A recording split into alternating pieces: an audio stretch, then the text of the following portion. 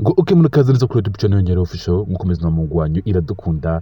Jivana nababwiye ngo nzajya mba video nziza zirimo inyigisho ku buryo video yanjye umuntu azagiye azajya bari wa muntu nyine usobanutse, wa muntu ukeye, wa muntu nyine urenze kabisa, cyangwa se niba utari wa muntu urenze ushaka kuba wa muntu urenze cyane cyane cyane. Ariko uyu munsi rero tugiye kureba ibintu byakugira umuntu urenze cyane, umunyabwenge, wa muntu ku buryo abandi bose bakureba bakajya kwifatiraho icyitegererezo cyangwa bakajya gufatiraho ingero nyine akari wowe urura umudo w'abantu benshi cyane. Uko gisanga uri umunyinfluencer ukurikirwa n'abantu benshi cyane, abantu benshi bagenda gufatiraho ingero uvuga ati ngende umva nshaka kuzankuriye, ngende umva nshaka kuzagira imico nk'iyuriya.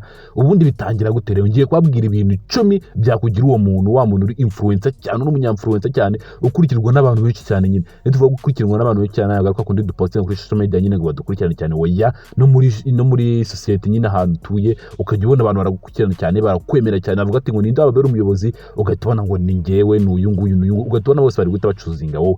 Ugomba kuba ufite ibintu 10 rero. Turahera ku kintu cya kangahe? Turahera ku kintu cya 10 dukomeza ku kintu cya kangahe? Ku kintu cya mbere. Ku kintu cya 10 rero nta kindi ni uguhitamo inshuti neza. Ubundi uzasanga abantu benshi bafite inshuti mbi. Iyo ufite inshuti mbi nawe biba byabaye, uba wabaye mubi. Icyo ni ikintu cya 10. Ikintu cya 9 aricyo tugiye gukurikira, cyangwa se umuco wa 9, cyangwa se ingingo ya 9 igomba kubikurengera kugira ngo ube umunyabwenge cyangwa se ube wa muntu abandi bose bafatira icyitegererezo. Ni ugufata umwanya wo gutekereza wenyine, icyo bita meditation. Ukaba uri wa muntu ufata nk'agasaka cyangwa udusaka tubiri, ukaba wicaye uri wenyine, uri gutekereza wenyine, nyine ugatekereza wenyine, ugashyira ibintu byawe ku murongo mu bwonko. Dore ko ubundi ikintu cya mbere gikotorora umuntu cyangwa se gituma umuntu aba mwiza ni ubwonko. Iyo ubwonko bwapfuye nabo wapfuye rero. Ubwonko rero ugifata umwanya nk'amasaha 2 cyangwa isaha imwe utekereze neza wicaye wenyine. Ubwo ni ikintu cya 8 cyangwa se ni ingingo ya 8 yakurengera gatuma uba umunyabwenge. Tugeze ku ngingo ya 9 cyangwa se umuco wa 9 wajya kugira nyine umunyabwenge n'abandi bantu bose bagafatiraho icyitegererezo, ni ukwicisha bugufi, icyo bita humility. Yiri wa muntu umva ko ibintu byose urenze. Uzundi uzakunda kumva abahanga cyangwa se uzakunda kubareba ahantu hari umuhanga, uzakunda kubona yiturije, ugire ngo nuko atafite icyo kuvuga. We yaba afite ibyo kuvuga byinshi cyane, gusa aba yatuje kugira ngo abanze yuve, yicishe bugufi. Ukabona no mu bantu nyine barenze, we nta nubwo ari kwigira umuntu urenze cyane, ahubwo mwebwe nibwo muzamugira iti umuntu urenze cyane, kuvuga ati urararenze, kuko nyine we ntabwo agera avuga ati genda arenze. Uri kugenda uvuga ngo uranarenze, nijye abantu bagusuzugura pe. Ibyo murabizi cyane, ntabwo twabitindaho. Twigire ku kintu cya 7 rero, kuba ufite amatsiko yo kumenya. Ubundi ibi ngibi tubyita curiosity, curiosity mu rurimi rw'icyongereza. Ukaba uri wa muntu nyine ufite amatsiko yo kumenya. Ubundi abaswa abenshi bavuga ibintu byose babizi nyine. Umutswa uzamucunga ahantu hose, abari bumva ikintu cyose akizi, akantu kose abonye yumva kaze. Ariko mu muhanga afite amatsiko kumenya kera na gake, uriya muntu ni iki, kiriya kintu ni iki, gikora gute, kara kantu. Uwo ni we muhanga. Hapana kugenda wumva ibintu byose urabizi oya. Ubwo tugeze ku cya 6 rero. Cya 6 kuba ufite cyangwa se kuba uri inyangamugayo, intelligent. Rero tuvuga intelligent, ubundi abantu bavuga ngo ni umuntu urenze wize. Kuba uri inyangamugayo, wa wundi abantu benshi babizera cyane ku buryo umuntu yagusigira na telefone ye akavuga ati ibi bintu bifate bigenda uko, akagusigira imirimo agasanga neza. Nyine uri inyangamugayo, uri wa muntu wo kwizerwa pe. Icyo ngicyo cyakugira ikintu umuntu urenze cyane, umuntu ukurikirwa n'abantu benshi cyane, nyine ukabarora umudo w'abantu benshi cyane. Tugeze ku ngingo ya 5 rero yatuma uba icyamamare cyangwa se wa munyabwenge, wa munya-influencer wa danje. Kwihanganira ibihe bikomeye, emotional control. Kwihanganira ibihe bikomeye, nimba ugize ikibazo nyine ihangane mane.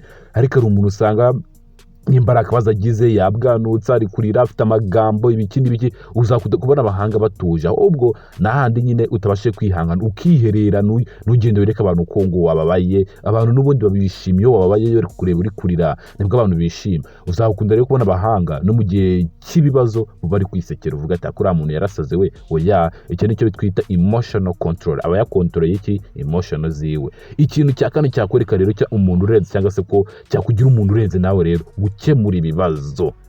Ntabwo ari wa muntu uhura n'ibibazo ngo kinacyo nzi oya. Uzacunga kure mu muntu urenze, ni wa muntu ugera mu bibazo agakemura. Nimba abantu bafite amakimbirane agakemura, ngo nimba abantu bari kurwana, imbicuti ziri kurwana, nimba nyine ari ibintu ari ibibazo agakemura ibibazo, kugira nimba ari ibintu byamuze nyine, nimba aho ngaho nimba yagize n'izo emotion nyine akagira ibyo bibazo, akigira kwihangana, agahita bikemura ku buryo ibyo bibazo bitazongera kuba. Apana wa muntu ugenda akarira n'ejo bundi akarira oya. Nimba ngarize ahita akemura ibibazo. Ubundi ibibazo bihoraho, gusa iyo haje n'ibibazo bibiri ugakemuramo kimwe, it's a good. Tugeze ku cya 3 rero kikwereka umuhanga cyangwa se cyakugira umuhanga cyangwa se cyakugira umunya-influencer, umuntu ukurikirwa n'abantu benshi cyane, cyangwa se umuroro modo mwiza. kuvuga neza no kwiyumvisha. Apana wa muntu ubundi ari abantu iki ngiki mu cyongereza tukajya mu cyongereza kugira ngo kumve neza, good communication. Ubundi iri wa muntu ufite good communication uvuga neza, ari abantu ubundi ushobora no kumva niba ari umunyabwenge ariko akakuvugisha ugatumva akakubwiye nabi pe, ariko ari wa muntu muvugana ukumva afite emotion nziza, ari kugenda agukurura nyine muri communication, akuzana mu kiganiro neza, nyine akwigisha avuga neza, umva ari ibintu byiza cyane. Ubwo rero kuvuga neza ni ikintu cya gatatu cyerekana umuntu w'umuhanga. Iyo nakuvuga neza cyangwa se ubwo nyine ni ibikorwa ahango ba wakishe pe. Tugeze ku kintu cya kabiri rero cyakwereka ko umuntu urumanga cyangwa se kiri umuhanga wa danje, kwigira ku byakozwe. Ubundi ari abantu baba bashaka ngo guhimba udushya cyangwa se ngo gucreating ibintu byabo, ugasanga umuntu ngo yicaye ngari gushaka ikintu kitarahingwa n'abandi bantu cyangwa se kitarazanwa n'abandi bantu, ngo iki kintu nagihari. Ahubwo ibintu byose birangaho ku isi tugomba kugenda tubigira